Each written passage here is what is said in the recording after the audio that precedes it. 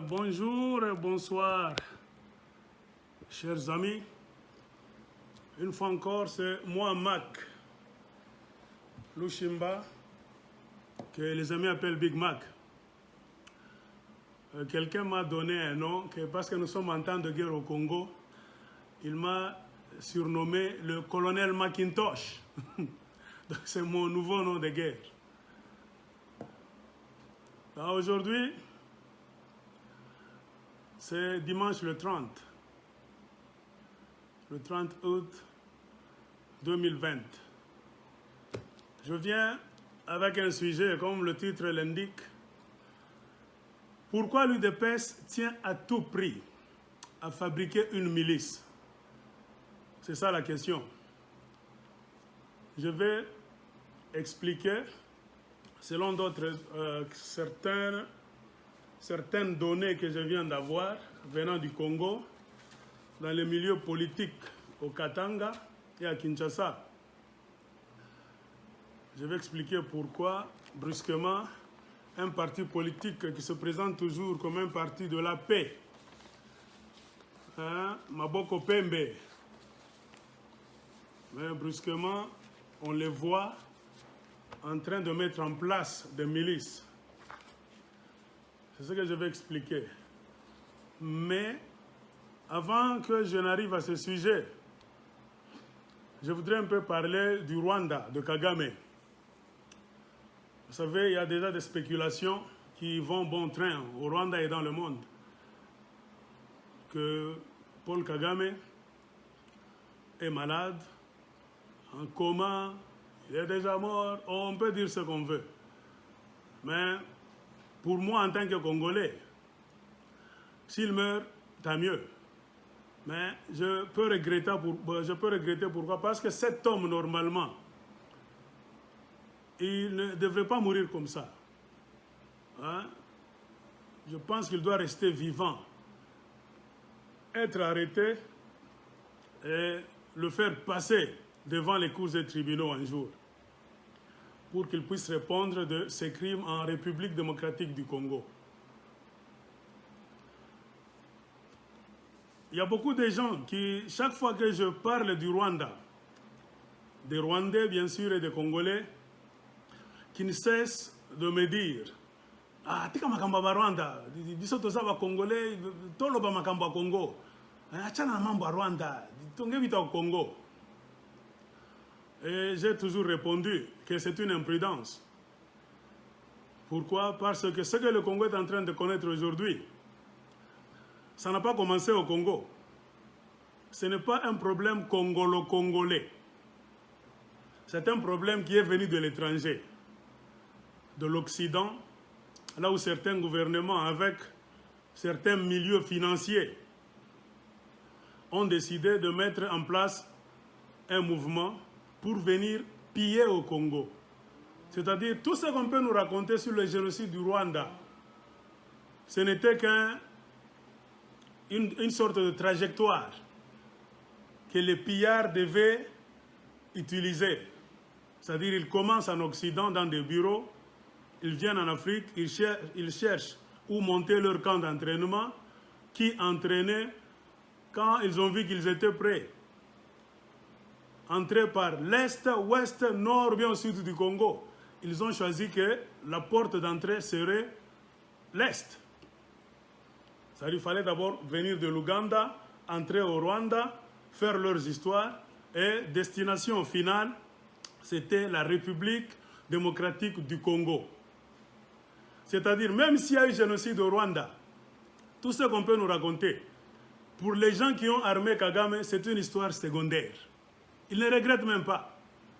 Parce que leur tir, leur destination, c'était arriver au Congo.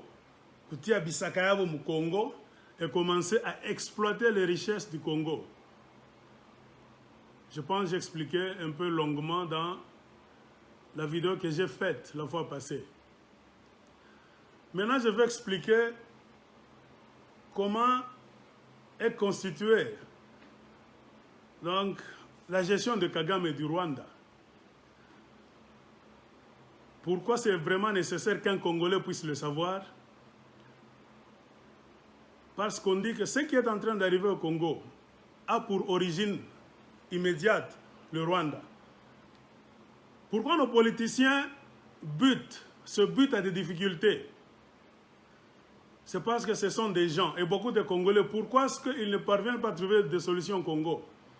C'est parce qu'ils mordent à l'hameçon des politiciens congolais, qui mentent, qui font croire aux Congolais qu'on peut résoudre le problème du Congo entre nous Congolais. Or, l'origine n'a pas été le Congo. Ce n'est pas un problème de Congolais. C'est venu d'ailleurs.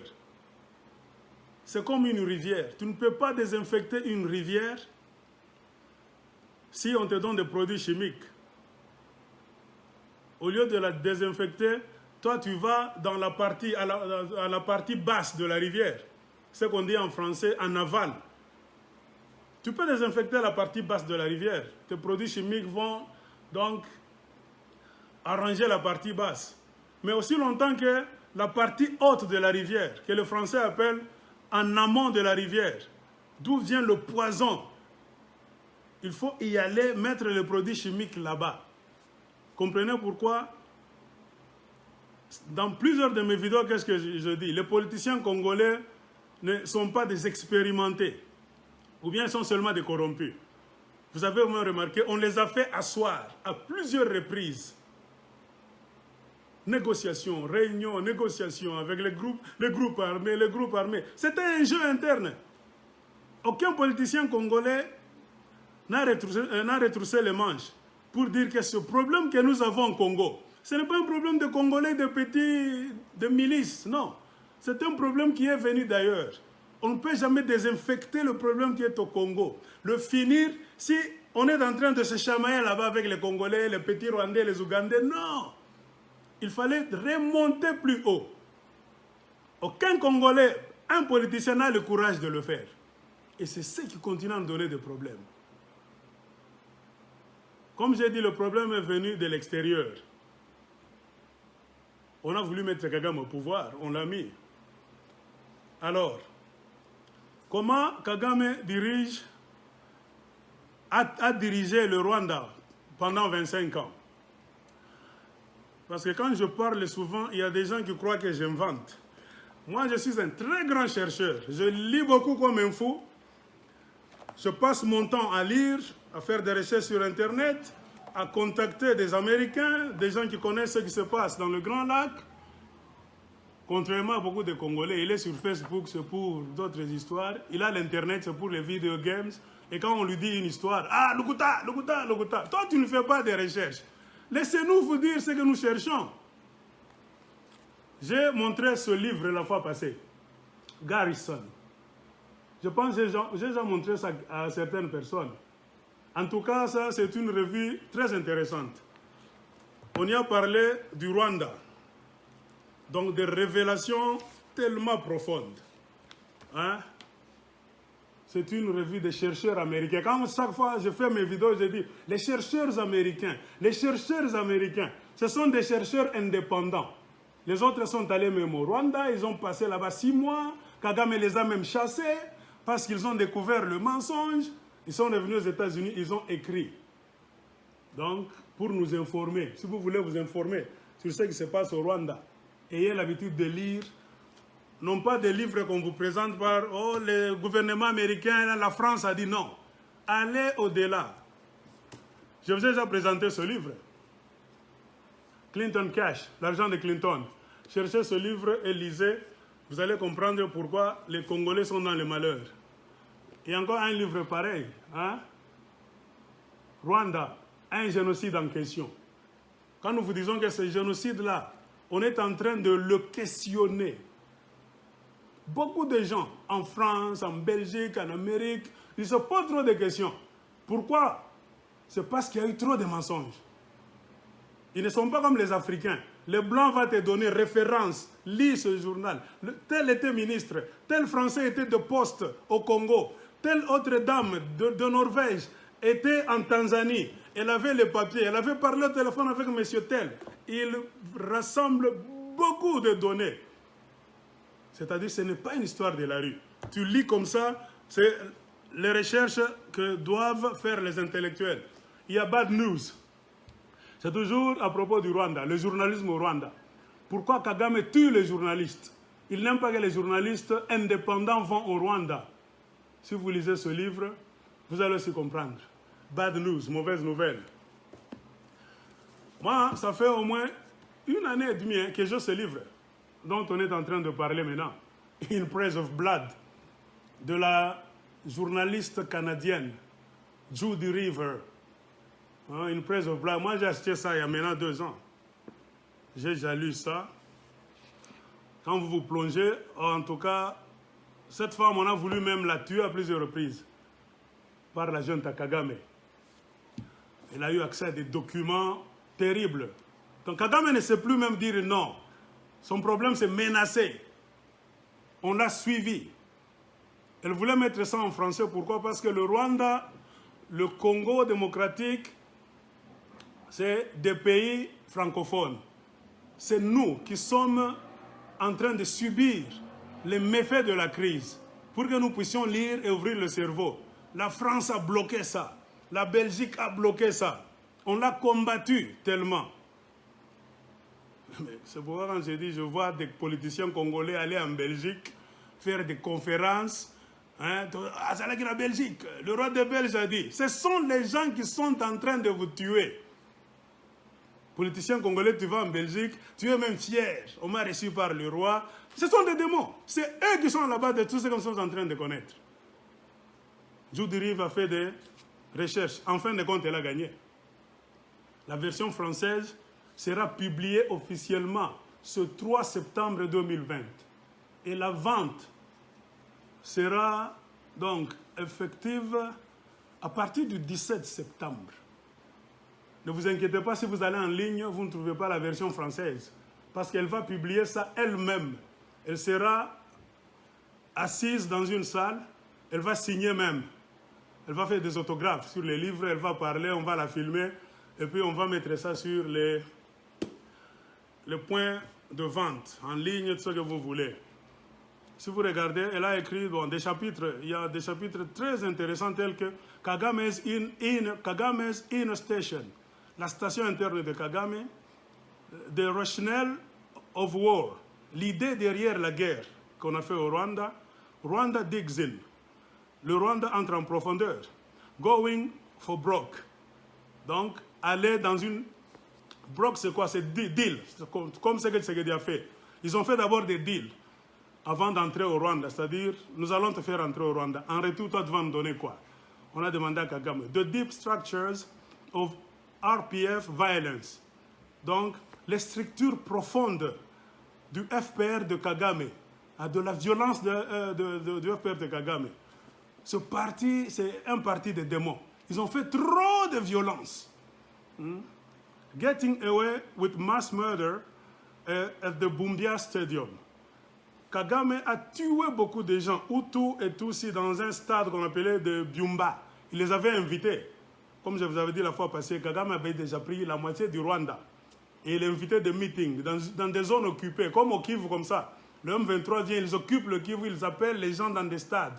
Ici, si au M23, c'est nous le CNDP, blablabla. Kagame avait déjà pris presque la moitié du Rwanda.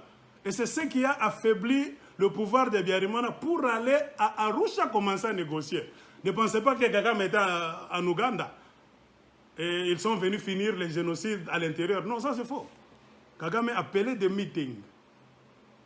Les gens arrivent comme ça, le stade est plein. On vous harangue là-bas, oh yeah, oh yeah, nous sommes venus vous libérer. Brusquement, des véhicules entrent dans le stade. On tue tout le monde. Tutsi et Hutu mélangés.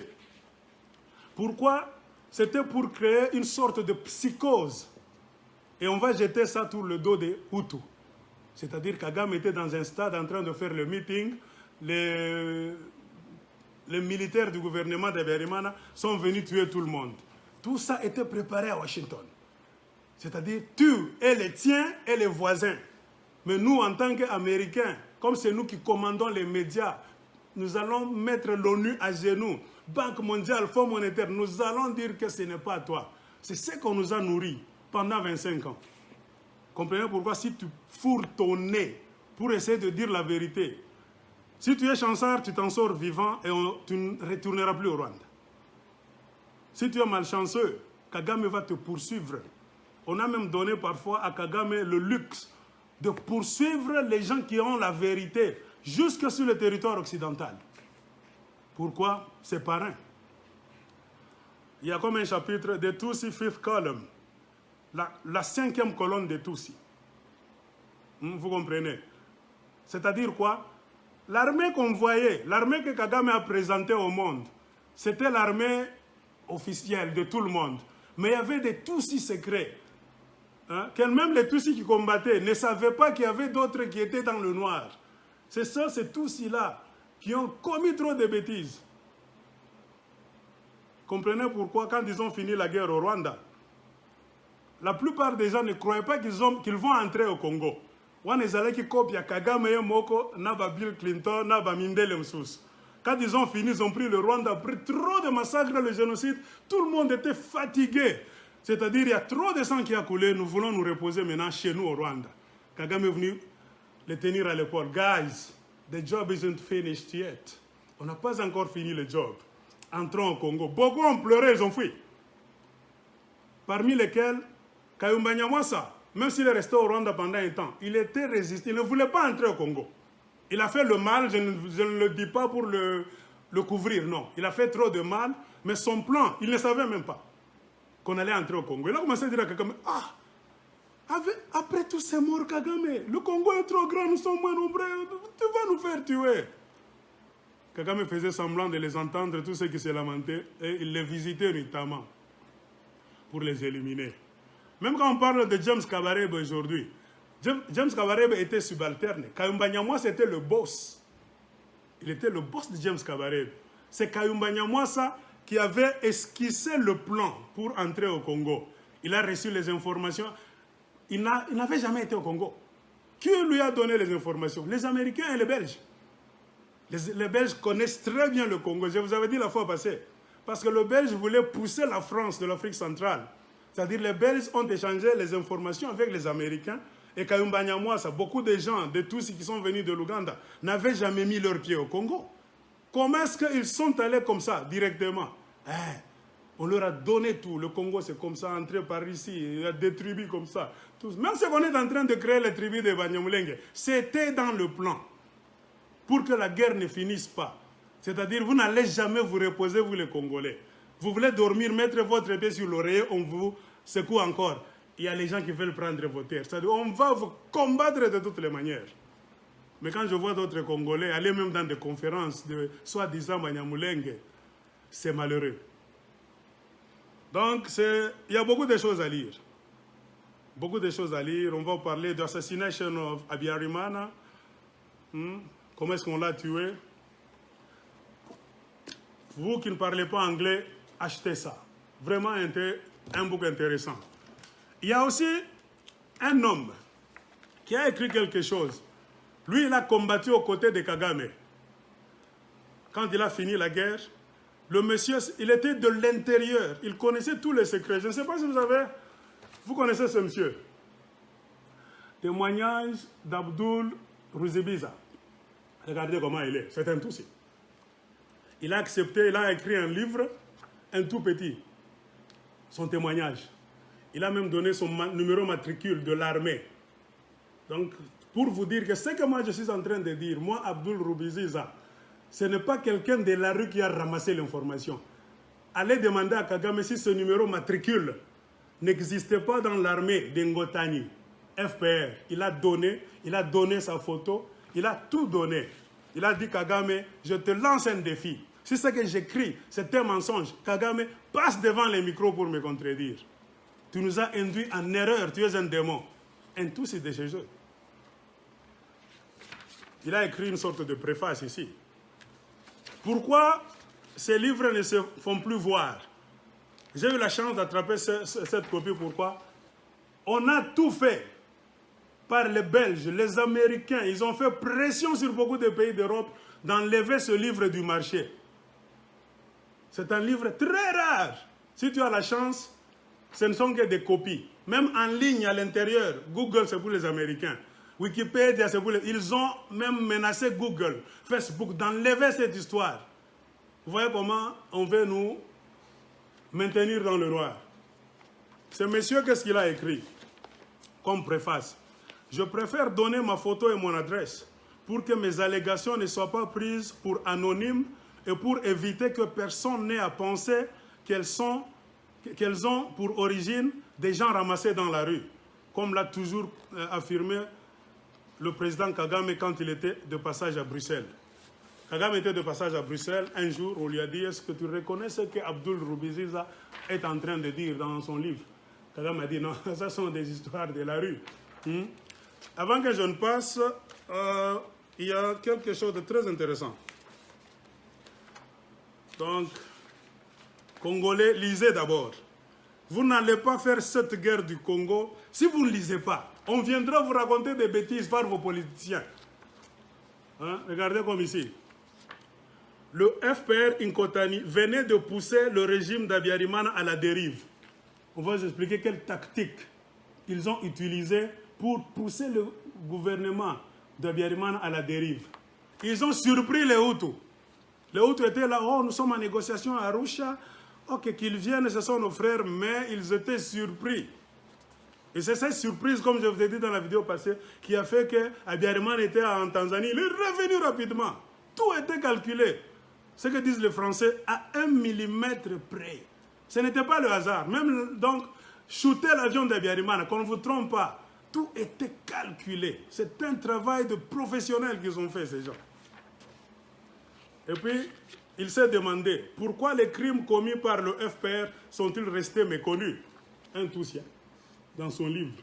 Pourquoi les crimes commis par le FPR de Kagame sont jusqu'à ce jour restés méconnus? C'est-à-dire, Toyebi Angote, qui était en train d'effacer. C'est-à-dire, quand Kagame tue, même au Congo, partout où il passait, Kagame tue. Qui avait le torchon pour effacer ça? Lisez, vous allez comprendre. Et la page 26, il dit la dernière étape, le 6 avril 1994, l'assassinat du président Abiyarimana. C'est ici, la dernière étape. Donc un monsieur, ce monsieur, c'est un monsieur de l'intérieur. Cet Abdul Rubiziza, pourquoi il est très intéressant? Il connaît d'où sont venus les missiles, les 3 missiles. Il connaît même les noms des gens qui les ont mis sur la colline de Massacre. Il connaît même ceux qui ont tiré sur l'avion d'Abiyarimana. Il connaît leurs noms. Il a écrit, le vrai FPR de Kagame n'était pas celui qu'on a décrit au travers les radios. Comme je l'ai dit, ce FPR que tout le monde connaissait et qui tenait ses réunions dans des salons était différent de celui de Kanyarengwe. Ce mouvement parallèle du FPR avait des intérêts ci-après à assassiner Abiyarimana. Comprenez que même eux-mêmes, quand ils étaient là, les autres travaillaient pour Kagame, ils se croyaient proches de Kagame. C'est-à-dire que Kagame avait double face. Kagame faisait 2 réunions. La réunion de tout le monde là. Oh, ok, yes chef. Quand vous quittez là, Kagame sort. Il entre dans son jeep. Il va maintenant faire la réunion souterraine. Il y a Séamaï. Avec ceux qui sont entrés au Congo. Donc, lisez, mes chers frères et sœurs, et vous allez comprendre. C'est pourquoi quand moi je parle du Rwanda, je ne suis pas malade. Un Congolais va te dire, c'est le Rwanda qui nous a amené tous ces problèmes. Vos politiciens ne parviennent pas à régler le problème du Congo parce qu'ils ne connaissent pas la source. Ou bien ils connaissent, mais ils sont corrompus, menacés même. On nous a toujours présenté le Rwanda, avant que je ne parle de l'UDPS qui tient à faire une milice.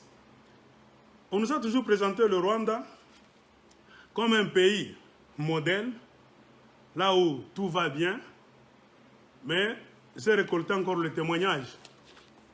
Masolo Akati, j'ai lu ça, un homme qui a travaillé avec Kagame m'a donné ça avec ses 3 amis. Il était conseiller particulier de Kagame. Vous savez, quand vous faites des vidéos vous faites des recherches, telles que moi, je reçois beaucoup de choses. Je reçois des insultes, surtout venant de mes frères congolais. C'est ça qui m'étonne. Si vous comptez le nombre de gens qui m'insultent, au lieu que ce soit les Rwandais, ce sont les Congolais.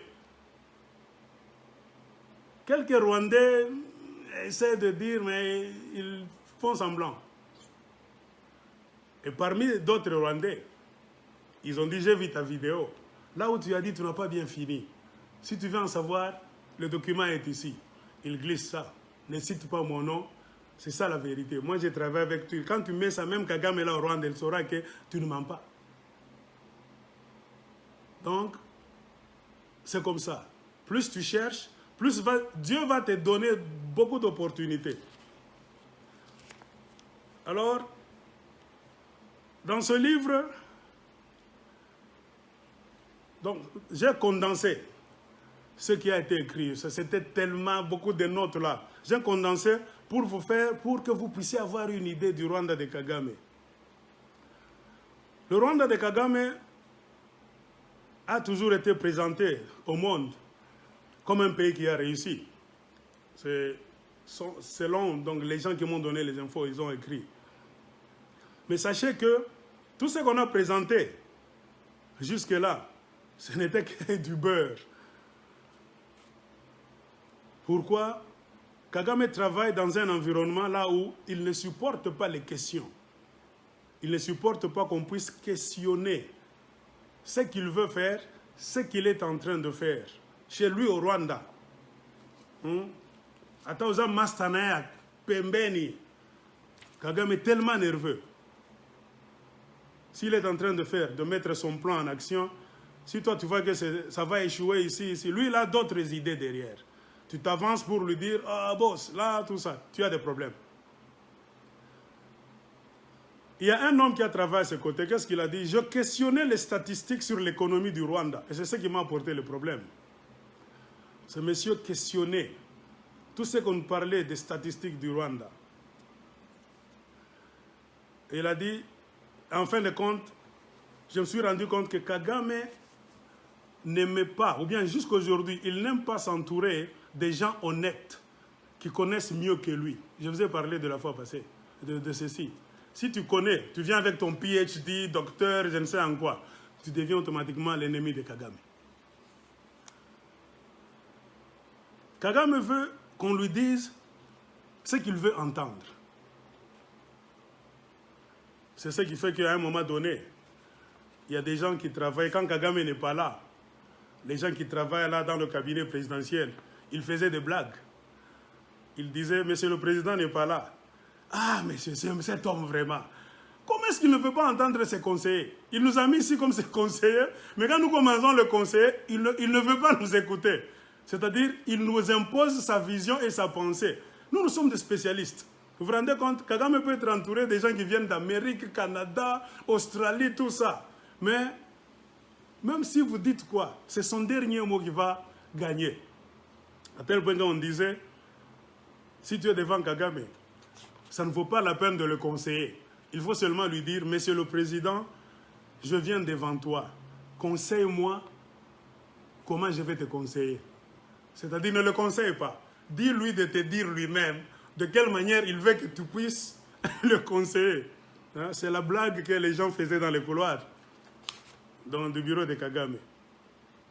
Et puis le monsieur a donné un témoignage qu'il y avait des violences à l'intérieur du cabinet de Kagame.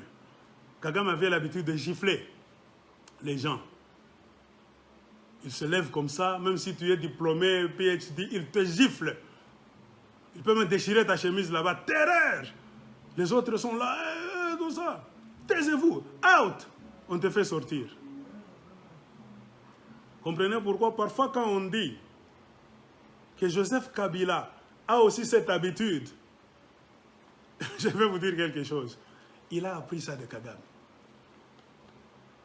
Je vais vous lire, et à la fin je vais vous dire, vous voyez ce que je viens de lire? C'est le modèle que Joseph Kabila a copié pour mettre le Congo à genoux. Il a giflé un homme qui s'appelle Kalisa Mupende. C'était le directeur des finances est président de la Banque rwandaise de développement. Dans une réunion comme ça, il se lève, il les gifle. Pourquoi? Parce que ce monsieur-là, un spécialiste en économie, donnait des statistiques selon ce qu'on lui a appris à l'école, selon le modèle de la Banque mondiale et du Fonds monétaire international. Le sujet, c'était quoi? Kagame voulait assez qu'on puisse mentir, que son économie a fait un bond de 11%. C'est-à-dire le Rwanda va bien, l'économie du Rwanda avance bien. Le Rwanda, dans 6 mois, après 6 mois de travail dur, notre économie a sauté, a progressé de 11%.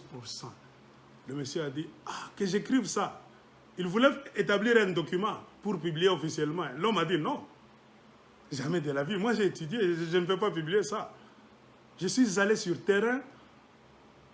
Je suis un homme qui entre en contact avec le Fonds monétaire international, la Banque mondiale. Si je publie ça, mais ça ne se fait nulle part, monsieur le président.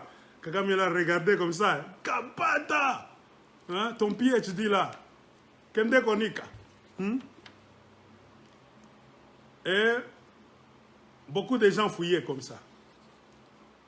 Donc, l'environnement de Kagame était pourri. A toujours été pourri. C'est la terreur. Et il y a même un homme, hein, si vous remarquez bien, le célèbre docteur David Imbara, qui est maintenant au Canada. Il a travaillé avec Kagame lui aussi, pendant 5 ans. Il a évolué à l'étranger. Il s'est rendu au Rwanda. Je vais servir mon pays, un tout aussi. Il est arrivé là-bas, avec sa spécialité. Je viens du Canada, j'étais en Afrique du Sud. L'économie, il est spécialiste, ce monsieur-là. Dans une réunion, il a créé un nouveau cabinet d'économie. Il voulait mettre en place des structures qu'il faut suivre à la loupe, selon les lois internationales. Kagame l'a tiré dans la chemise. Toi, tu nous amènes tes PhD ici. L'homme, il se battait chaque fois, se chamaillait chaque fois avec Kagame, jusqu'à ce qu'il a fui. Alors vous comprenez que selon les témoignages de beaucoup de gens qui travaillent avec Kagame, ils disent que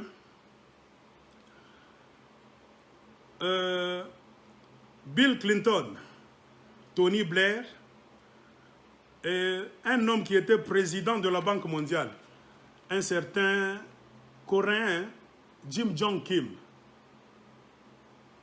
qui a travaillé à la Banque mondiale de 2012 à 2019. Ce sont des gens qui aidaient à donner des fausses statistiques sur le Rwanda. C'est tout ce qu'on nous chantait là. Le Rwanda a progressé, Kagame fait mieux. Aucun président dans le monde n'a fait comme lui. Masolo Akati, ceux qui ont travaillé avec lui, qui n'ont pas eu la chance d'être tués, qui ont fui, qui sont vivants, on dit c'est faux. On était dans cette réunion-là. Ce sont des faux chiffres. Bill Clinton est à la base de ça. Tony Blair de l'Angleterre est à la base de ça. Et la Banque mondiale, le directeur de la Banque mondiale aussi. Il tolérait ça. Quand on donne des faux chiffres, le directeur les prend, il lit. Vous allez voir même dans la Banque mondiale, beaucoup de travailleurs dans des bureaux, là-bas, département de tel, santé, femmes, tout ça. Ils disent non, le Rwanda se chiffre. Non, c'est pas possible. Le directeur dit, mettez comme ça. Influence aux États-Unis, la Grande-Bretagne. Il dit, ok, non problème. Le directeur te dit, écris. Tu es à ton computer là-bas, en Banque mondiale, écris ça. Les autorités disent, écris. Sinon, licencié. Alors, on nous a publié beaucoup d'histoires. Et puis, il y a une chose. La relation entre Kagame et Bill Clinton, c'est ce qui a causé trop de désastres au Rwanda et au Congo. Clinton a joué beaucoup. Parce que le génocide a eu lieu quand Clinton était président des États-Unis. Donc, si vous voulez savoir les secrets congolais jusqu'à aujourd'hui, s'il faut porter plainte, il faut porter plainte à l'administration Clinton. Dans les bureaux de la Maison-Blanche sous Clinton, c'est là où s'est joué le génocide du Rwanda. Je vous ai dit tout. Quand on les a enfermés pendant 3 mois et 10 jours pour se battre à mort, qu'est-ce que Clinton attendait? Clinton attendait qu'ils se tuent beaucoup. Et qui allait tuer les autres beaucoup? Parce que le gouvernement d'Abiyarimana était sous embargo. Ils ont fini leurs munitions. Ils n'avaient plus d'armes pour se battre. Comprenez pourquoi ils ont fait recours maintenant aux machettes. car c'était des courageux, au lieu de fuir. Nous n'avons plus de munitions. Nous, les militaires gouvernementaux d'Abiyarimana, ils ont fait recours maintenant aux machettes. C'est notre pays, nous n'allons pas fuir, nous devons nous battre avec les machettes. Mais pendant ce temps, Bill Clinton avait ouvert une brèche, comme je vous ai dit la fois passée, de l'Ouganda. On a provisionné le FPR en arsenal sophistiqué. Et maintenant, la question est la suivante. Ceux qui ont les machettes et ceux qui ont l'arsenal sophistiqué, qui va gagner qui? Qui va tuer qui? 1000 Congolais avec machette en main, avec 6 militaires rwandais qui sont en train de vous nettoyer. Qui va tuer qui? C'est ça la question qu'un chercheur américain avait posée. Il dit, ces gens-là disent qu'ils sont une minorité, les Tutsis, de Kagame bien sûr, pas tout le monde. Ils ont été approvisionnés en arsenal spécial. On a barricadé le gouvernement d'Abiyarimana. Et en fin de compte, vous tuez 800 000. Vous voyez la thèse là que beaucoup de chercheurs américains ont dit non. C'est-à-dire, comment se fait-il? Quand vous les tuez, ils finissent tous. Conclusion, c'est quoi? Les Hutus allaient toujours rester en train de régner au pouvoir, avec leurs machettes ensanglantées là-bas. Ils allaient commencer donc à essuyer la sueur du front. Ah, nous avons gagné la guerre, nous les Hutus. Mais comment les Hutus sont allés en masse? Des millions au Congo, des millions en Tanzanie, des millions au Burundi, tout ça. Non, non, rien, ça ne va pas. Quelle magie, quelle force, ce petit groupe. Et puis ce ne sont pas tous les Tutsis qui se battaient. C'est l'armée. Un petit groupe de gens, non, ils sont sérieux quand même. On a pesé. Beaucoup de gens ont perdu leurs emplois aux États-Unis, à l'ONU, pour avoir questionné cette histoire. Bill Clinton a été le parrain de Kagame dans beaucoup d'occasions. Il s'est présenté comme son père. Et pourquoi Kagame a bénéficié donc du statut d'intouchabilité? C'est spécialement parce que Bill Clinton l'a beaucoup accompagné. Et Tony Blair. C'est eux qui étaient les deux avocats de Kagame partout au monde. C'est-à-dire, si tu vas attaquer Kagame, tu vas trouver Bill Clinton qui est là. Ati Kagame, Namo Congo, that's my man. Comprenez pourquoi Bill Clinton l'avait présenté. This is our man. The kind of man we want. C'est-à-dire, voici l'homme. Ça, c'est notre homme. Ils ont protégé Kagame. Et Kagame a ouvert la porte à beaucoup de gens, notamment Bill Clinton et Tony Blair, la porte du Rwanda, pour prétendre aider les Rwandais, alors qu'en réalité, que Bill Clinton et les autres occidentaux venaient utiliser le Rwanda pour leurs propres affaires. Il y a un cas, quand Hillary Clinton était devenue Secretary of State, c'est-à-dire secrétaire d'État aux États-Unis, c'est comme ministre des Affaires étrangères dans d'autres pays. Hillary Clinton a beaucoup pesé. Il a aidé à prendre l'argent des comptes le compte du contribuable des États-Unis. Elle a pris 150 millions de dollars américains qu'elle a donnés en tant que ministre, c'est-à-dire quand Hillary signe, c'est le gouvernement américain qui donne. On a donné à Kagame pour combattre le sida au Rwanda. C'était ça le plan. Qui était derrière Bill Clinton? Il a dit à sa femme, au nom du gouvernement américain, paye 150 millions de dollars américains. Justification, on va combattre le sida au Rwanda. L'argent est sorti. Kagame et les Clinton ont mis cet argent dans la fondation Clinton. Tu vois ce qu'il faisait? Clinton pèse. Il demande et il se cache. Le Rwanda a des problèmes. Le Rwanda a des problèmes. Quand on fait sortir cet argent, on donne à Kagame. Kagame ne doit pas travailler avec cet argent lui-même. Automatiquement, il est président d'un État pour montrer qu'il travaille dans la clarté. Il dit non, les Rwandais n'allons pas toucher à cet argent, nous ne voulons pas qu'il y ait corruption. Kagame prend cet argent officiellement à la télévision. Il invite la fondation Clinton.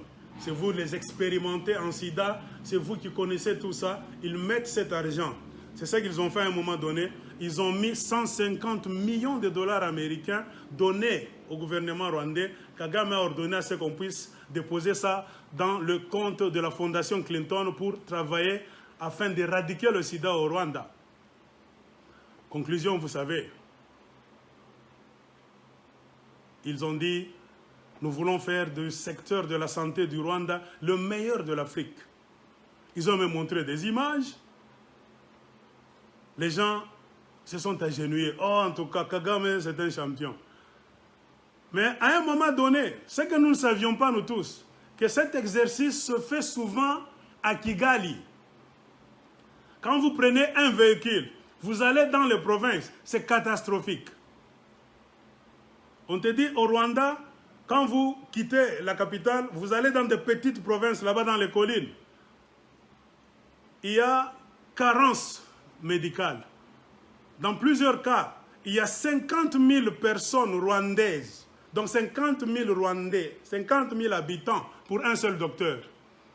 C'est-à-dire un seul docteur rwandais doit prendre soin de 50 000 habitants.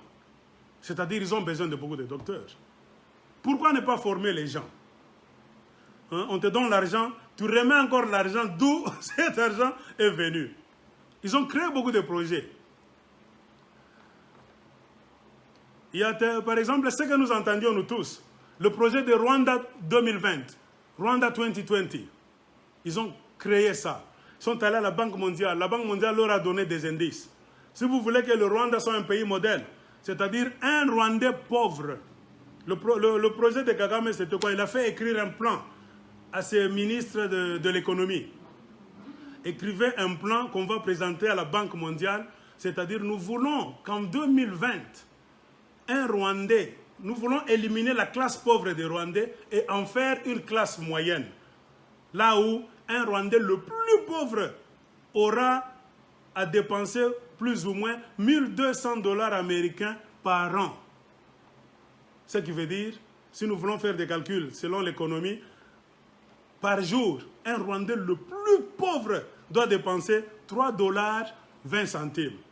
Le projet est passé avec les Clinton qui parlaient là, qui l'ont aidé, le projet est passé. Alors, la Banque mondiale a dit, ok, pas de problème, nous allons vous aider. Ils ont pompé beaucoup d'argent dans cette histoire de Rwanda 2020. Là, hein, Rwanda 2020. Kagame a bouffé cet argent avec les Clinton. Il a même employé Tony Blair, son conseiller particulier. Toi, tu penses que Tony Blair peut aller être conseiller de Kagame pour zéro? Non. C'est-à-dire, tu demandes de l'argent. Tony Blair se met là-bas. Yeah. This guy is serious. He's doing a good job. On donne l'argent. Kagame dévie cet argent dans une fondation de Tony Blair. C'est comme ça qu'il faisait. À partir de là, Tony Blair prend sa part et le reste, il laisse à Paul Kagame. Ainsi, jusqu'à aujourd'hui, en 2020, on te dit, au Rwanda, il y a 80% de la population rwandaise, des gens, donc 80% des Rwandais qui vivent en dessous de 3,20 $ par jour, initialement mis dans leur plan économique. C'est pour cela, quand vous suivez maintenant, Kagame ne parle plus de Rwanda 2020. Il parle maintenant de Rwanda 2050. Il a encore repoussé.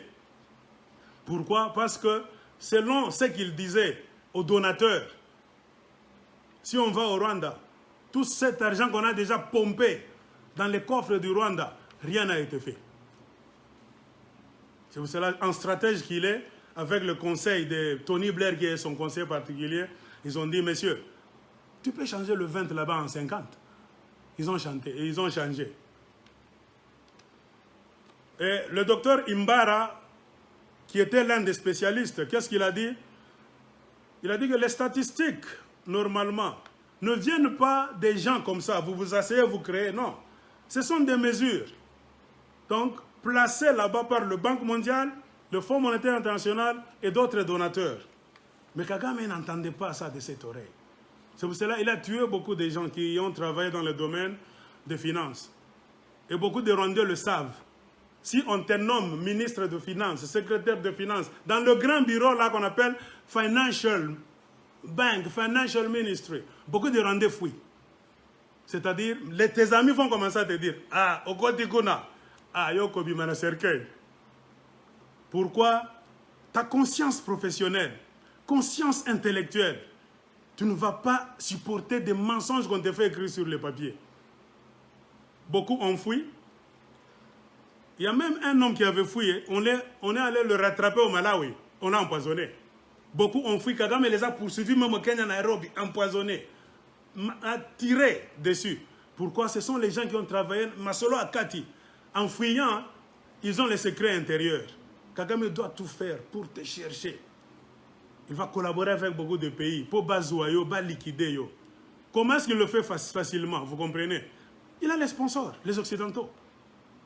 Tu vas à l'ambassade telle, Kagame te chasse, toi tu vas à l'ambassade des États-Unis pour chercher refuge, ambassade de Belgique pour chercher refuge. Tu n'as rien fait. C'est-à-dire, tu fuis Kagame pour aller chez le peuple de Kagame. On va t'arrêter là. C'est pourquoi on va te tuer. Un jour, on va te dire, non, monsieur tel a été tué. C'est comme ça. Au lieu de construire le Rwanda et d'améliorer le système d'éducation du Rwanda, Kagame et le FPR ont plutôt construit une grande compagnie, ce dont je parlais la fois passée, qui s'appelle Crystal Venture. Crystal Venture, c'est quoi? Kagame est venu avec une idée au Rwanda. Il a mis en place un consortium. Un consortium, c'est quoi? C'est une grande compagnie qui va avaler les autres petites compagnies. C'est une multinationale. Au lieu que ce soit des multinationales comme nous les entendons, des Européens, des Occidentaux, Kagame a eu aussi ce modèle. Il arrive au Rwanda, il crée un consortium, une multinationale à lui. On te dit qu'au moment où nous sommes en train de parler, cette multinationale de Kagame a un fonds d'action, une valeur de 500 millions de dollars américains. Je n'ai pas fait une erreur. Hein? 500 millions. Ce n'est pas 5 millions, 50 millions, non. 500 millions de dollars américains. Campagne ya Kagame Yemoko Ati Yango. Campagne Wanande contrôle la campagne nyonso à Rwanda. C'est la seule compagnie à Kagame qui contrôle toutes les autres compagnies du Rwanda. C'est-à-dire, tu ne peux jamais aller investir au Rwanda, il faut que Kagame t'appelle dans une réunion, comme j'ai dit la fois passée. Il veut avaler ta compagnie. Pourquoi? Tu es PDG de ta compagnie. Par exemple, moi je vais au Rwanda, j'ai dit non, je vais ouvrir une compagnie, c'est pour les bus. J'ai, je ne sais pas, 300 bus qui va desservir les villes du Rwanda. Pas de problème, tu te mets là-bas. C'est moi le PDG, parce que j'ai amené mon affaire là-bas. Mais Kagame va te faire entrer dans Crystal Venture, son consortium. C'est-à-dire automatiquement, qu'est-ce que tu fais? Tu perds donc la légitimité. Tu perds ton grade là-bas de PDG. Kagame devient ton PDG automatiquement. C'est-à-dire tu vas commencer à subir d'autres décisions. Tu es assis comme ça dans ton bureau, un fax tombe, email, on t'appelle. On te dicte ce qu'il faut faire. Alors comprenez pourquoi ceux qui vont investir au Rwanda, la plupart, ce ne sont pas des gens honnêtes. Ce sont les mafiosi. C'est-à-dire Kagame crée son histoire pour faire croire au monde que cette histoire là-bas, ce n'est pas la mafia. Il emploie même les blancs. Un blanc. Vous voyez les noirs quand tu vois un blanc là-bas. Oh, on a Rwanda, on a compagnie, ma cellulaire, Wi-Fi, bisika nyonso. Un blanc arrive là-bas. C'est pour Kagame, c'est lui le PDG. Il emploie un blanc parce que chez les noirs, un blanc, c'est-à-dire c'est du sérieux. Or, la plupart des escrocs au Rwanda qui travaillent autour de Kagame sont des blancs. Toutes les compagnies à majorité qu'on ouvre au Rwanda sont contrôlées par Kagame et il a mis des sous-PDG. Que ce soit le secteur de l'agriculture, développement, transport, c'est Kagame qui contrôle tout. Avec Crystal Venture. Crystal Venture se fait de l'argent en recevant des contrats de la part du gouvernement rwandais. Vous vous rendez compte? C'est-à-dire, le Crystal Venture là, de Kagame, c'est lui seul qui reçoit les contrats. Si vous voulez construire une école, vous avez votre plan. Nous voulons construire une école, tout ça. Kagame, dans son consortium là-bas, il a un département de construction. C'est-à-dire, c'est Kagame qui va envoyer son entreprise de construction pour construire les écoles du gouvernement rwandais. Comprenez? Là où le Rwanda était en train d'aller pendant les 25 ans. C'est pour cela qu'on te dit, il y a deux Kagame qui dirigent le Rwanda. Le premier Kagame, c'est le Kagame politicien, et le second, c'est le Kagame homme d'affaires. C'est-à-dire, si le gouvernement rwandais a besoin de quelque chose, c'est Kagame l'homme d'affaires. Le gouvernement rwandais, c'est Kagame politicien qui va contacter Kagame homme d'affaires. Nous avons besoin que vous puissiez nous livrer les véhicules des membres du gouvernement. Kagame homme d'affaires va commander, va acheter des véhicules dans son consortium à l'étranger, shipment, tout, il les amène au Rwanda, il donne la facture à Kagame politicien. Kagame politicien, par le biais de son ministre, je ne sais de quoi là-bas, il signe. C'est-à-dire Kagame homme d'affaires paye Kagame politicien. L'argent circule toujours entre les mains de Kagame. C'est ça son système. Kagame a une bonne vie, a témoigné. L'un de ces messieurs qui a travaillé dans les histoires là-bas. Kagame a 2 avions, Jet Gulfstream. Un avion coûte 65 millions de dollars américains. Dernier cri, Jet Gulfstream. Kagame en a 2. Imaginez si un avion coûte 65 millions de dollars américains. Lui, il en a 2. C'est-à-dire c'est 130 millions de dollars américains. Il est président du Rwanda, ce qui est un peu bizarre. Kagame n'a jamais acheté. Donc la présidence du Rwanda n'a pas d'avion. La présidence du Rwanda n'a pas d'avion. Mais Kagame, businessman, dans son consortium là-bas, Crystal Venture, il a acheté 2 jets privés. Dernier cri. Gulfstream. C'est lui, Kagame, le businessman, qui loue à la présidence ces jets là-bas. C'est-à-dire quand Kagame, politicien, veut quitter le Rwanda pour aller en Angleterre, la présidence écrit à Kagame, homme d'affaires, nous avons besoin de louer ton jet pour que Kagame, président, puisse aller en Angleterre. La compagnie de Kagame, homme d'affaires, laisse le jet dans les mains de Kagame, politicien. Kagame survole tout ça. On compte tout. Vous avez pris notre jet pendant une semaine. Par heure, c'est combien? Le fuel qu'on a acheté, c'est combien? Quand le jet rentre, il arrive au Rwanda. Kagame, homme d'affaires, donne une facture à Kagame, politicien, à la présidence. Et Kagame, politicien, donne la facture au ministre de l'économie, je ne sais quoi. Le ministre paye, il paye. Donc, la présidence paye à Kagame, businessman. Ce n'est pas moi qui le dis. Ce sont les gens qui ont travaillé dans les coulisses de Kagame. Alors il dit, comprenez pourquoi les donateurs donnent beaucoup d'argent au Rwanda. Mais cet argent n'est pas bien utilisé. Pourquoi? Parce que les gens qui devaient gérer cet argent sont eux aussi occupés à faire les affaires. A commenté l'un d'eux. Et aussi, il y a une chose. Le système éducatif au Rwanda, le système éducationnel, est par terre. Il y a une chose à laquelle nous ne pensons pas, nous tous. Vous savez, faire quitter un pays francophone, de la francophonie, le système francophone, vous jetez ça directement dans le système anglophone. C'est facile à faire. Mais les conséquences, Kagame ne savait pas quelles conséquences cela allait amener. Il s'est retrouvé que il a demandé, il a forcé aux Rwandais de commencer à parler anglais. C'est-à-dire, vous dormez aujourd'hui. Vous tous, vous êtes des francophones. Vous allez au lit à 23 h en tant que francophone. Vous vous réveillez demain matin. On vous dit à partir d'aujourd'hui, tout tourne en anglais. Vous n'avez pas de professeur. Vous-même, les élèves, vous ne savez pas parler anglais. Le pays était resté comme ça. Donc, selon les témoignages des gens qui ont travaillé dans le ministère de l'Éducation, on s'était étonné. Qui va aller à l'école? Quel professeur va aller enseigner mathématiques en anglais? Nous ne savons pas l'anglais de tous. Qui va... Donc, des bandades dans Rwanda. Ils ont essayé. Forcer le système. Forcer. Ils ont échoué la première fois. Kagame était obligé d'annuler l'anglophonie. On ne savait pas, nous tous, au Congo. C'est ce qui s'était passé au Rwanda. Il dit Tozonga le système à Kinyarwanda. Il a refusé de retourner en français.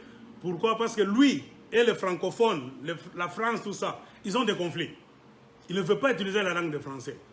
Il a préféré, après avoir échoué pendant la première année dans l'anglophonie, ils sont entrés en conseil de ministres, Kagame a dit qu'on retourne en Kinyarwanda. C'est-à-dire ni l'anglais, ni le français. Allez, dehors. Ils ont commencé à donner cours en Kinyarwanda. Ça n'a pas encore tenu. Le Kinyarwanda, ce n'est pas une langue scientifiquement scientifique. Il y a beaucoup d'histoires quand vous enseignez à un petit Rwandais en Kinyarwanda, c'est bien, c'est la langue maternelle. Mais il est bouclé, bloqué quelque part.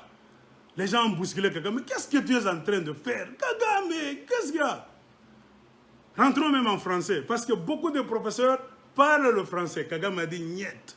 Lui et les Français ne s'entendent pas, même leur langue, jamais. Il est retourné en anglophonie encore. Et on lui a donné une idée, comme au Rwanda. Le niveau intellectuel est trop bas. Il a fallu faire recours aux Sud-Africains, aux Kenyans, aux Ougandais, aux Zimbabwéens. Beaucoup de gens, on a lancé un appel d'offres. Si tu veux donner cours dans tel domaine, va au Rwanda. Comprenez pourquoi même aujourd'hui, il y a beaucoup de Congolais qui donnent cours au Rwanda, malgré ce conflit et cette guerre. La plupart de nos frères congolais donnent cours au Rwanda. C'est la politique. Et là, ils vont vous dire, même si Kagame a ses défauts, mais Kagame paye quand même. Même s'il ne paye pas donc, terriblement bien, ou bien hein, quand même, un professeur du Rwanda touche mieux qu'un professeur du Congo. Demandez aux Congolais, ils vont vous dire. Et on les traite bien. Kagame est stratège. Demandez aux Congolais qui sont au Rwanda. Qu'est-ce qu'on va vous dire? Ils sont très bien. On ne les dérange pas. Mais Kagame traverse la frontière pour tuer ceux qui ont eu la chance de rester au Congo. Donc la malchance. Demandez aux Congolais qui sont à Kigali. Ce sont des rois. Même si la police, les militaires t'arrêtent la nuit. J'ai beaucoup de témoignages. Oh, il va. Oh, Congolais. Go. Kagame a déjà. C'est mot d'ordre qui vient de la présidence. Ne malmenez jamais les Congolais. Kagame sait, nous avons de la valeur, nous les Congolais. Mais ce sont nos politiciens. On pouvait commencer à nous respecter partout dans le monde. Comme au temps de Mobutu, bien sûr, bien qu'il a fait aussi beaucoup de fautes. Mais la racaille politique que nous avons aujourd'hui, c'est venu nous vendre notre valeur partout. Allez au Burundi. Le système d'éducation, les Congolais donnent cours très bien. On les paye un peu d'argent là-bas, ils sont contents. Entre-temps, au Congo, un paiement, 7 mois, 18 mois, 52 mois. Comment est-ce que vous voulez qu'on vous respecte? Demandez aux Congolais qui sont au Rwanda, ils sont bien. Ils se promènent comme des rois. Ils jouent avec toutes les jolies femmes que vous voyez là. Les Congolais s'amusent avec ces femmes-là. C'est pour cela que les autres, par excès d'ambiance là, ils finissent par être matraqués et tués. Et les femmes rwandaises et burundaises aiment les Congolais. Elles aiment les Congolais. C'est pourquoi trop de scènes de jalousie même à Kigali. Ah, I like Congolese. Donc, vous comprenez, c'est un peu bizarre. Les Rwandais. Mais un Rwandais qui vit à Kigali, pour lui, il dit, mais je suis bien. Quand il va à Lubumbashi à Kinshasa, les Rwandais nous tuent, mais tu ne vas pas comprendre ce qui se passe là-bas. Il plie bagage, il prend l'avion, il va au Rwanda, il se sent mieux. Alors, c'est un peu bizarre. Et on vous dit que ce qui est pathétique, c'est que l'éducation est en ruine au Rwanda jusqu'à aujourd'hui. La Banque mondiale aussi, ayant pitié du Rwanda, a pompé 200 millions de dollars américains pour réorganiser l'enseignement. Mais Paul Kagame a pris cet argent. Il a donné un petit morceau de cet argent de 200 millions pour donner à certaines écoles seulement. Vous allez me demander pourquoi. Parce que 90% sont les Hutus au Rwanda et 10% sont des Tutsis. Kagame prend 200 millions de dollars américains que je puisse améliorer le système d'éducation au Rwanda, que je puisse construire de bonnes écoles pour tous les Hutus que j'appelle génocidaires, leurs enfants qu'ils étudient pour qu'ils concurrencient donc nos enfants. Je ne peux pas le faire, je ne suis pas malade. Kagame a pompé un peu d'argent dans des écoles là-bas, bien choisies, là où il n'y a que l'élite Tutsi. Le reste, il a seulement construit des toilettes dans des écoles de Hutus là-bas. Oui, c'est-à-dire manger vos histoires, aller chier là-bas. Période. Les écoles sont en catastrophe là-bas. Seul Kagame et sa famille et quelques proches collaborateurs sont riches. Le reste, même des ministres, se battent pour survivre. Ça ne vient pas de moi. C'est un témoignage d'un homme qui a travaillé avec Kagame pendant 5 ans et les autres ont fui, les autres sont en Afrique du Sud. Le Rwanda, c'est un pays fermé. Pourquoi on ferme le Rwanda? C'est un pays, on te dit, c'est comme une prison à ciel ouvert. Un pays militairement militarisé. Il y a beaucoup d'armes qui circulent en civil. Au Rwanda, si tu veux parler, dire n'importe quoi, Angara Kushoto, Angara Kuume.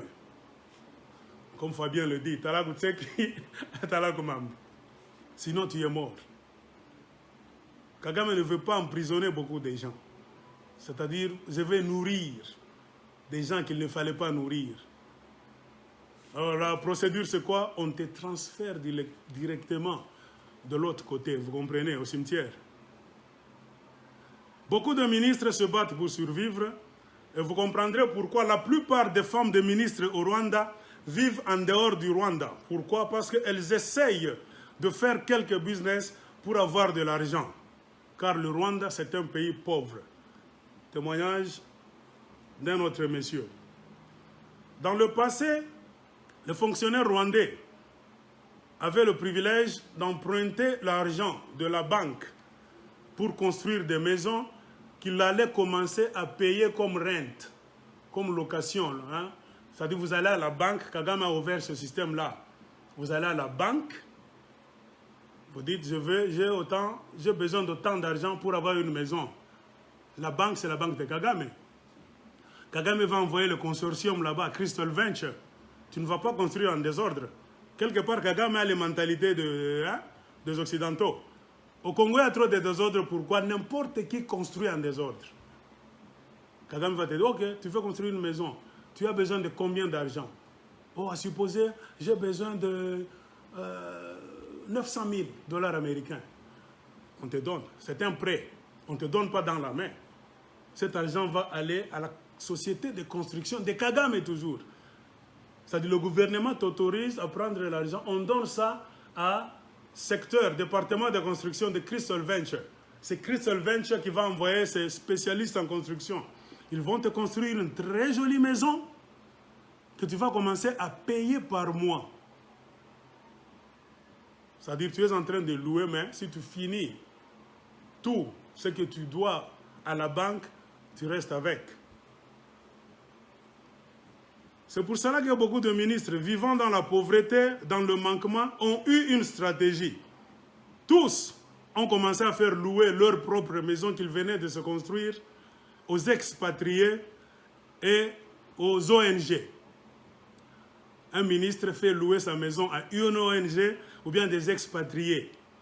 Pourquoi? L'ONG paye très bien. Et le ministre peut avoir l'argent, il paye à la banque et le reste, il bouffe. Ayant vu ça, Kagame a encore suivi cet argent-là. Pourquoi? Parce que Kagame, dans toujours son consortium, Crystal Venture, venait de construire beaucoup de maisons qu'on nous montre chaque fois. Au Rwanda, on a construit, au Rwanda, on a construit. On ne construit pas gratuitement, qu'on ne vous trompe pas. Kagame a donné des maisons. Qui vous a dit que Kagame peut donner une maison? Non. Ce sont des maisons, il y a des papiers à signer. Quelqu'un doit payer. Alors comprenez pourquoi les ministres ont dit nous n'avons pas assez de moyens. Ils ont commencé à faire louer leurs maisons aux ONG et aux individus, aux particuliers, surtout les expatriés. Kagame aussi, dans son consortium, a construit beaucoup de maisons, beaucoup d'appartements. Il a vu que ces appartements-là, le standard était un peu plus cher que les maisons des ministres qu'on louait, que les ministres faisaient louer. Kagame a vu que son business ne marchait pas. La plupart de ses appartements et de ses maisons construits par Crystal Venture étaient restés vides. Kagame a fait passer une loi. À partir d'aujourd'hui, aucun ministre ne peut faire louer sa maison à des ONG ou bien à des expatriés. Pourquoi? Kagame a arraché le business même des mains de ses ministres pour les donner à des agences. Et quand vous suivez très bien, ces agences-là sont les sous-traitantes de Crystal Venture. C'est-à-dire Kagame arrache le business à ses ministres, il s'approprie ça. Il utilise seulement le gouvernement comme force. Kagame, homme d'affaires, utilise l'appareil de l'État pour arracher tous les business, les mettre là-bas et les donner à Kagame, homme d'affaires. Dans le passé, les fonctionnaires se faisaient un peu d'argent. Et aujourd'hui, ils sont en train de se lamenter. Ceux qui n'ont pas la chance de quitter le Rwanda, parce que Kagame veille, hein, il sait que la vie qu'il fait mener au Rwandais, ce n'est pas une bonne vie. Il contrôle, si tu veux sortir, tu veux aller où? Oh ministre, je vais aller en vacances. Kagame te refuse. Go back. Et tu retournes. Pourquoi? Tu vas aller dire ce qui se passe au Rwanda. Si tu sors, va et shut up. Une affaire, une information sort, il va enquêter. Et ça m'a solo à 4. Pourquoi est-ce que les gens le savent? C'est-à-dire, c'est certains d'entre vous. Enquête là-bas, portée disparue. Pour amener un changement positif au Rwanda, beaucoup de gens qui ont travaillé avec Kagame, qui sont maintenant en exil, ont dit qu'il faut que la jeunesse de la diaspora puisse exceller dans les études, s'unir, laisser les histoires de Tutsi Hutu pour supporter les Rwandais restés au pays. Car ces Rwandais-là sont en train de lutter pour manger, pour avoir des libertés et pour qu'on puisse respecter le droit de l'homme. Donc les Rwandais comptent sur d'autres Rwandais de la diaspora. Et comprenez pourquoi Kagame, ayant beaucoup d'argent dans sa poche, il ne donne pas cet argent aux Rwandais. Il fait aussi des tours. Vous avez vu Kagame faire les Agachiro. Hein? Kagame à Londres va parler. Les Congolais sont allés même jeter des œufs sur Kagame. Il était à Londres pour les Agachiro. Agachiro, c'est-à-dire collecte. Il est assis sur 500 millions de dollars américains. Il détourne tout ce qui entre au Rwanda. Kagame, politicien, prend ça. Il donne à Kagame, homme d'affaires. Mais il a le culot de sortir pour aller encore demander. En tout cas, le monde est méchant. Et les opposants, bon, avant que je ne passe, savez-vous qu'ils ont des problèmes avec le système de... comment est-ce que nous appelons ça? Western Union. Western Union au Rwanda ne fonctionne pas très bien. Kagame a déjà mis des limites. Beaucoup de Rwandais qui sont à l'extérieur vont témoigner. Leurs frères souffrent. Tu ne peux jamais envoyer une grosse somme au Rwanda. Si ça arrive à Western Union, on va te poser des questions. C'est comme si tu as tué quelqu'un. D'où vient cet argent? Tu vas voir un téléphone là-bas, on te dit non, je ne peux pas te donner. Come tomorrow, reviens demain. Il faut qu'on téléphone. Les agents secrets doivent arriver là-bas. Ministère de la Défense, ministère, je ne sais pas, de l'Intérieur, il y a des agents partout. Qui a envoyé ça? Le nom c'est qui? Il reste où? En Belgique. Il fait quoi? Tout ça. Et Kagame souvent donne la raison que pour refuser ton argent, il donne la raison que vous voulez financer une rébellion. Beaucoup de Hutus, même de Tutsis là-bas, non. Cet argent, tu veux envoyer 10 000, brusquement, non. These people, they're gonna finance another rebel movement. Tu vois un homme qui connaît le poids, les dégâts de la rébellion. Il pense que toute somme grandiose, des grosses sommes qui viennent de l'extérieur, c'est pour financer la rébellion. Beaucoup de Rwandais se plaignent. Beaucoup de Rwandais, quand il s'agit de fêtes, donc Noël, Nouvel An, baptême, mariage, il faut louer les véhicules, tout ça. Ils ont quelqu'un qui est au Canada.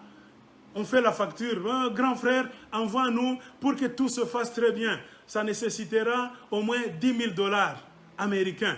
L'homme dit, j'envoie 10 000 $ américains. On bloque ça à Western Union. 10 000 $, ça vient d'où? Il faut checker. Parfois, Western Union va t'appeler. On n'a pas su comment délivrer ton argent. On te le remet. Alors il faut qu'on te dise par tes frères qui sont sur le terrain que envoie-nous même 1 000 $. Même le 1000 là, on va savoir, ça vient d'où? Alors un homme qui fait souffrir les Rwandais, il les met comme dans une marmite. Mais les informations ne sortent pas. Pourquoi il jouit du sponsorship des gens comme les Bill Clinton, tout ça. C'est eux qui fabriquent une bonne image de Kagame. C'est-à-dire avant que Kagame ne sorte, ne se rende je ne sais pas où. Vous vous demandez pourquoi les Congolais, les politiciens congolais, tout le monde les boude. On peut dire, bon, il y a des mauvais aussi, mais quand même, il y a des hommes honnêtes qui font la politique, ils sont honnêtes. Maintenant, on les mélange dans cette clique là-bas de malhonnêtes. Pourquoi il faut bloquer les Congolais? Mais ils donnent de la promotion à Kagame parce que c'est leur homme. C'est pourquoi vous voyez, il y a conférence terre, Kagame doit parler.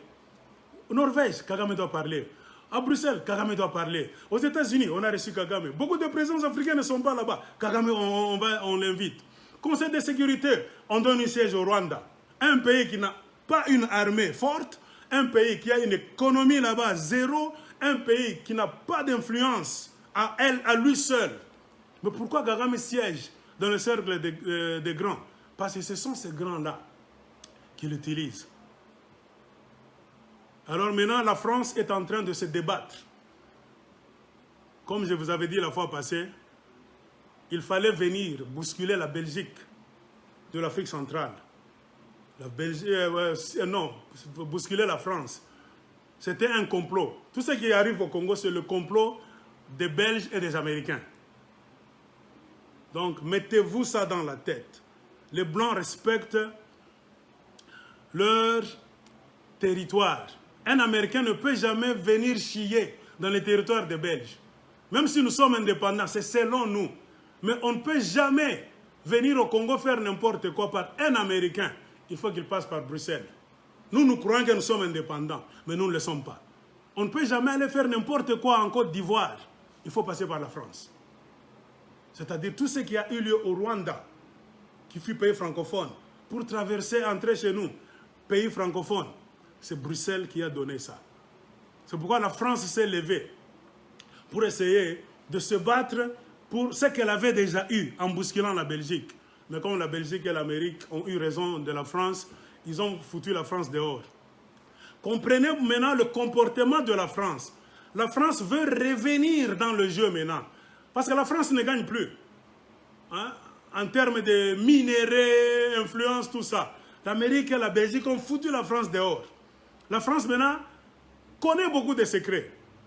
Les Français là où ils sont, ils connaissent trop de secrets sur le génocide du Rwanda.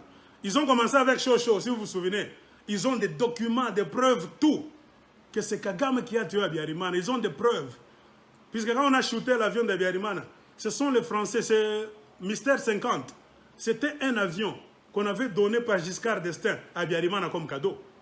C'est l'avion de la France. Et ceux qui maintenaient cet avion là-bas, c'était la France, les Français. Le pilote même qui conduisait cet avion, c'était un Français. Quand il y a eu hécatombe, l'avion est tombé sur la présidence. Les gens qui étaient allés les premiers sur les lieux de crash, c'était les Français. Et c'est même les Français, à travers quel président? Je pense Giscard de... Non. François Mitterrand, qui avait envoyé un avion rapidement, après qu'il s'est battu toute la nuit là, pour prendre la présidence. Ils ont échoué vers le matin à 11 h. C'est la France qui avait envoyé un avion jet privé pour prendre Agathe Abiyarimana et ses enfants, famille restreinte. Les autres, Kende Konika, cousin, tante, non. 9 places, 12, c'est fini. C'est ce qu'ils ont fait. C'est-à-dire les Français sont arrivés là-bas. Ils connaissent leurs avions. Ils ont cherché les indices, les particules du missile en question. Les Français ont pris ça. Ils ont eu même des insignes sur les missiles. Les Français sont allés faire des recherches dans des opérations là-bas, tout ça. Comme tu dis, l'opération turquoise, oui. Les Français ont pris les particules de missiles. Ils ont essayé de reconstituer. Ils ont trouvé même des indications, des lettres et des chiffres sur le missile en question. Ils ont mis ça dans leur système là-bas de repérage. Ils ont trouvé que, dernièrement, ces missiles étaient repérés dans le stock de l'Ouganda. Les Français sont allés voir Museveni. C'est là où j'ai su qu'on ne vend jamais les missiles en désordre dans le monde. Quand on te les vend, on les enregistre. Chaque missile a un numéro d'enregistrement. C'est-à-dire quand un avion tombe, on envoie les spécialistes qui vont ramasser les débris. Ils vont prendre les débris de ce missile. Il y a quelque chose qui doit toujours rester. Pour reconstituer comment c'était, ils vont savoir le numéro de ce missile-là. C'est-à-dire, c'est venu de l'URSS, bon, de la Russie. C'est venu, je ne sais pas, de l'Angola. Ils savent. Les Français ont vu directement, non. C'était venu du stock d'armement de l'Ouganda. Est-ce que l'Ouganda était en guerre? Non, l'Ouganda n'était en guerre avec personne. Et les missiles, les Blancs ne les laissent pas dans les mains de n'importe qui, en désordre. Hein? Vous risquez même de les utiliser pour les tuer. Qui les a amenés à Museveni qui n'a pas de guerre? Ce n'est pas dans une zone de guerre. Comprenez, Bill Clinton? Les Français savent la vérité. Mais ma question, c'est celle-ci. Pourquoi les Français, maintenant, sont en train de tournoyer en rond? C'est parce qu'ils veulent revenir dans le précaré, l'Afrique centrale, pour continuer leur jeu, avoir des minéraux. Dans cette ère, cette période donc électronique. Donc, l'Amérique s'est fait beaucoup d'argent avec les Google, iPhone, tout ça. La France est en retard beaucoup. Maintenant, la France voit qu'il n'y a pas d'autre part là où on peut aller, si ce n'est que retourner au Congo. Alors, comment y retourner? Comprenez pourquoi la France a pris tous les documents. Au génocide du Rwanda, nous connaissons celui qui a tiré. Nous connaissons ce quoi.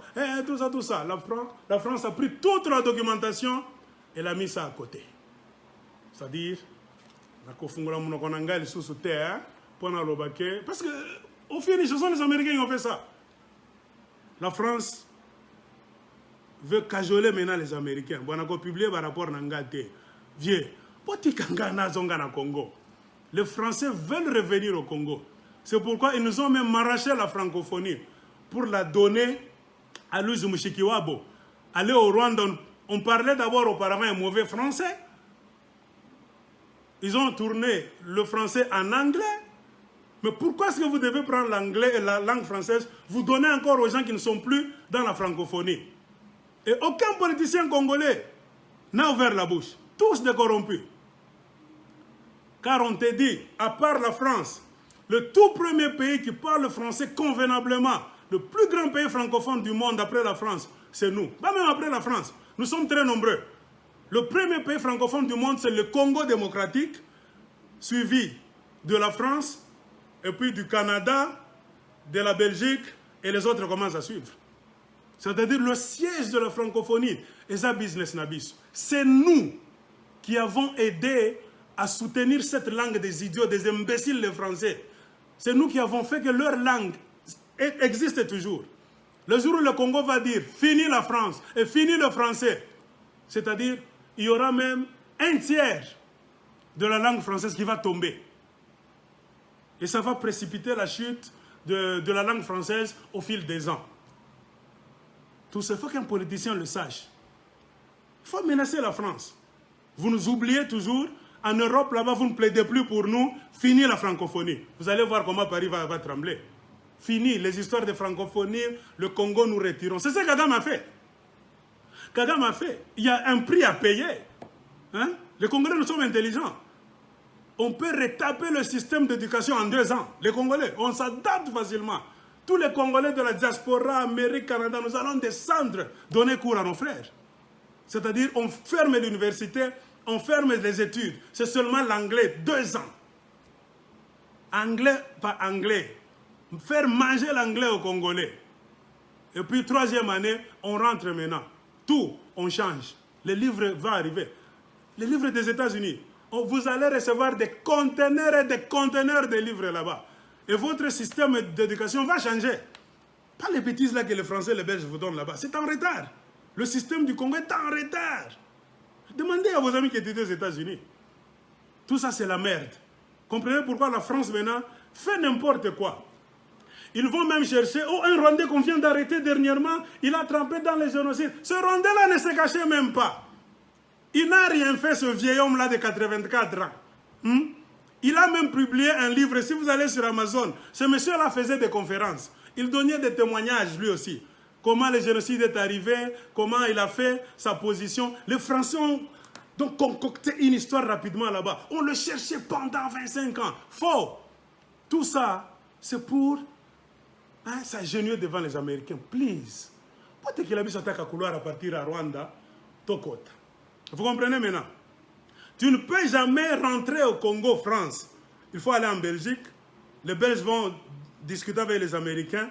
On va t'envoyer à Kigali. C'est-à-dire de Kigali, maintenant, tu peux entrer au Congo. Ah, comprenez pourquoi maintenant la France est en train d'amadouer Kigali. La France connaît tout. Que Kagame, c'est lui qui a tué Abiyarimana. Ils ont tout. L'Amérique les piège. Vous n'aurez jamais accès au cobalt du Congo dans cette ère de la fabrication de véhicules électriques. Bokonika. Avec vos histoires là-bas, oh, le juge Bruguière, oh, nous connaissons. Bokonika. La France a ses déboires. Au pays, sinon, lui, je me suis dit, pour contrôler Banyangalagata Congo. Ah, ce n'est pas suffisant. Est-ce que vous nous donnez des garanties? Au pays, Rwanda, siège na ONU. Tout le monde a voté. Vous voyez comment les Américains, c'est que vous appelez Niembes. Les Américains ont fait la France Niembes. Jusqu'à ce qu'ils sont en train de négocier. Pour que tu rentres au Congo, France, il y a des conditions. Tu dois obéir à tout ce que nous allons te dire. Alors qu'un politicien congolais va en France, croyant que la solution viendra de là, il se trompe. En Belgique, n'en parlons même pas. Car tout ce qui est arrivé, le génocide du Rwanda, c'était un marchepied. Quand Bill Clinton avait bloqué la communication du Rwanda pour qu'il s'entretue là-bas, il savait. Qu'est-ce qu'il attendait? Un autre spécialiste en dit, Bill Clinton attendait un nombre suffisant pour qu'il puisse proclamer le génocide du peuple rwandais Tutsi. C'est Bill Clinton. On l'appelait chaque fois. Ils sont morts combien? Ah non. Qu'ils meurent, puis nous allons prendre des vidéos, des photos, pour que le monde dise Et qui tuait les gens? FPR. Ce monsieur a le témoignage. Ce monsieur, un Tutsi, avec son numéro matricule. C'est-à-dire l'histoire qu'il raconte, ça ne vient pas de tout ça. Kagame n'a pas su dire non. Maintenant, la question c'est quoi? Ce monsieur vivait en Norvège. Kagame a tout fait pour le liquider. Il est déjà mort. Il savait. Et je vous laisse ce témoignage. Kagame va me chasser. Il va faire la chasse à l'homme. Je vais mourir, je le sais. Mais que ça reste cette vérité. Parce que ma conscience n'est pas tranquille. Si vous lisez ça, il a tout écrit. Ma conscience n'est pas tranquille. Quand nous devons nous tuer comme ça, nous les Rwandais, pour servir un homme, servir les Blancs, jamais de la vie. Il a dénoncé le soi-disant génocide. Il a dit c'est faux. Lui a des chiffres lui aussi. Il a même les noms de beaucoup d'officiers, des réunions secrètes. Il a participé, ce monsieur. Cherchez le témoignage d'Abdul Ruzibiza. Vrai Ngotani, vrai FPR. Regardez son visage. Le frère de James Kabarebe. Cherchez ça. C'est ça, mes chers amis. Quand vous voyez Félix Tshilombo aller en Belgique, faire la France, en Angleterre, chez le conseiller particulier de Paul Kagame, Tony Blair. Aux États-Unis, même quand vous venez, Bill Clinton a déjà ouvert le marché pour les Américains. Les Blancs ne sont pas des idiots comme nous, les Africains. Quand tu arrives au pouvoir, tu veux maintenant qu'on non.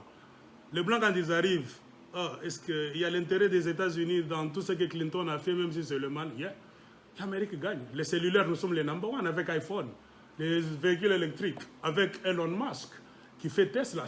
C'est nous qui l'avons adopté, ce petit Sud-Africain. Donc, comme nous gagnons dans beaucoup de choses, comment allons-nous maintenant aider?